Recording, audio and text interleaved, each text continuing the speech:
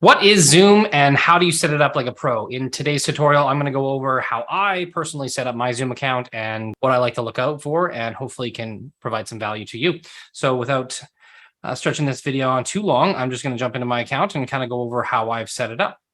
All right, I'm in my account, Zoom, and you'll have to obviously do this inside of your browser. You're not going to be able to do this inside of like the Zoom app on your desktop, but you'll want to open this up in a browser, sign in. And essentially, what we're going to want to do is you'll come into your profile area here, and you're going to want to go down to settings.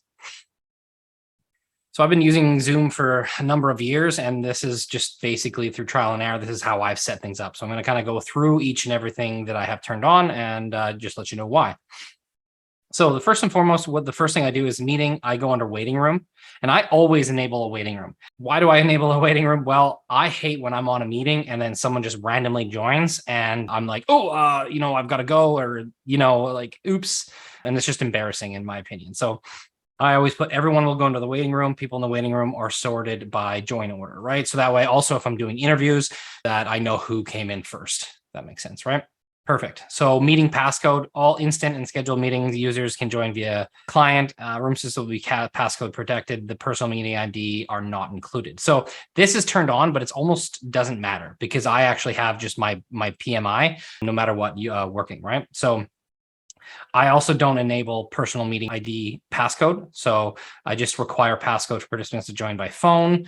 Embedded passcode and invite links for one-click join. I have that turned on. And that just means like it's just the passcode is going to be embedded. I hate when I have to like enter a passcode in order to get into a Zoom meeting. It's silly. So I just don't enable those ones. Perfect. I don't touch this because I don't really do anything joining meetings and webinars. I don't really ever work with this. So I'm going to skip it. Block users from specific domains on ongoing meetings. So if you ever have someone, then you can obviously make that work. Only authenticated users can join. I don't ever put this on. I don't put this one on either. And then we're going to get under, I believe we're under security, and then we're going under scheduled meeting. So host video, start meetings with the host video on. I have turned this on. Participant video, I always like to make sure it's turned on. Audio type, I always default mine to computer audio just because that's obviously makes sense.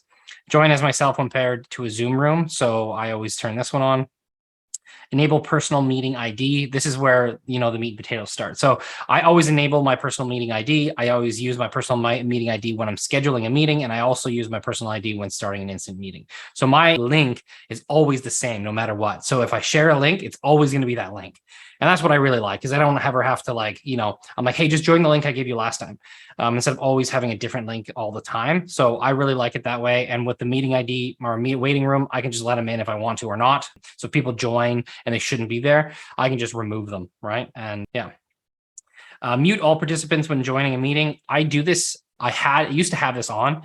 It was kind of frustrating for some users, but why I put it on is because I do sometimes large Zooms when I have like, say, 10, 20, 30 people at a time joining. And it's really nice that like when they're joining in, sometimes they're off doing something, or they were in the waiting room. So they're just like, they went out to, feed their dog or something like that. Then I don't have to hear all their noise. I don't have to go and press mute and mute them myself, right? So this is really nice to have if you have big meetings.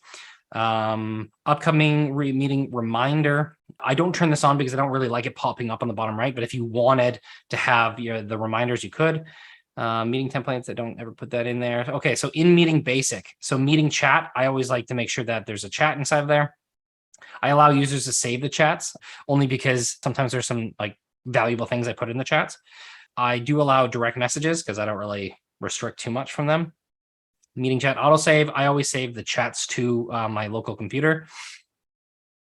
I disable the sound notification, like the ding dongs. I hate that noise. And it always kind of interrupts me and I don't like it. Send files via meeting chat. I like this because I can put, pictures or whatever I want inside the Zoom chat, and it's nice. Feedback to Zoom. I honestly have never turned this on or off. Sorry. It is kind of annoying, but if you do have, feedback that you want to give them, you can keep it on. Co-host. I like co-host because sometimes I have to leave and go to another Zoom quick and do something, and then I come back. So I like to, give someone co-host. And yeah, meeting polls and quizzes. I just like to have it just in case. Meeting surveys. It's the same thing as a poll in a sense, but I don't ever do surveys.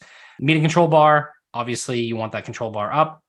Screen sharing is always turned on. One participant can share at a time. And then who can share, I always put all participants, and who can share when someone else is sharing, I always put me only. So if someone's sharing their screen, I can go and share my screen without having them to I don't have to have them, unshare their screen. I can just share over top of theirs, if that makes sense, right? And so I really like having that. Annotation is where you can click annotate and you can draw on the screen when someone's sharing their screen. So I really like that, because if someone's really can't find a button or something, I can go and circle it for them, or I can draw on the whiteboard, or I can draw on their screen and be like, this is how I would do it, or whatever. I really like having the whiteboard. Same thing. It's kind of like where you can go draw on the whiteboard and show them and do a drawing. Remote control, this is where you can take over their screen and remote control their computer. I really like doing that. Don't do slide, nonverbal. Meeting reactions. I have a lot of VAs, so when the VAs are in there, a lot of times they don't unmute themselves. They'll just do a thumbs up. And I find the meetings go quicker. Allow removed participants to rejoin. I always do that. So if I remove someone quickly, say, for example, their audio or their video is not working, or they're doing the robot or whatever it might be, I just like to kick them out and then they can rejoin. Show invitee list to the participant panel. Yep. Allow users to change their name when joining a meeting. Actually, I should turn that off, because it is kind of annoying when they do that. Allow participants to rename themselves. Turn that off. They should just be the name they come in with. Allow host or co-host to rename participants. No, I don't do that. Okay. Report to Zoom in meeting advanced. I don't do breakout rooms. It's a pretty cool idea, breakout rooms, so you could split the Zooms into two. I don't do it yet. I haven't even played around with it, but you could. I'm gonna skip to group HD high def video. Uses more bandwidth. So if you have issues already with bandwidth, you could turn this off. Virtual backgrounds, I really like it. Like, everyone has a nice virtual background, and I find that the cameras stay on more when people can, hide their background. So I put that on there. Video filters, they're fun and cute every once in a while. Avatars, same thing.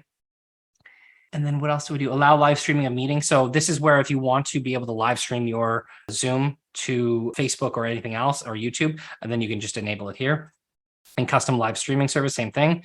This is only if you're going to be doing some advanced things like, sharing to YouTube and Facebook isn't really that advanced, but it's nice to be able to, instead of going live in your Facebook group, I like to go live on Zoom and then share to my Facebook group. That way I can record it in my Zoom, and it also records in Facebook. And then I can actually do something with the audio or the video and not have to go download it, and it'd be poor quality, right? What else? When attendees join meeting before host, email notifications, right? So this is where so if someone joins my Zoom call, I'll get an email and it'll be like, so-and-so joined your Zoom. And then I'll I'll quickly go in there, because sometimes if I have back-to-back meetings, I'm just trying to finish something up, I'll actually wait till that email comes up and then I'll join the Zoom, even though, sometimes not everyone shows up on time, right? So I just do that. If a meeting's canceled, all this, that's up to you what you want to do. And then that's pretty much it. So I would say the biggest tips I gave you were on the meeting IDs and obviously the waiting room and all that kind of stuff. But that's essentially how I've set up my Zoom. And again, this is the settings that I really like. But, if you've ever been struggling with these kind of things, this is where you go and change them. A nice quick Zoom call video for us. So I think there's nothing really more that I could go into to show you that it'd be that much more advanced. But this is the way, like I said, I live on Zoom every day, and this is how I have everything working. So if you have any questions, or if you have any video ideas, don't hesitate to reach out. You guys have a good day, and cheers.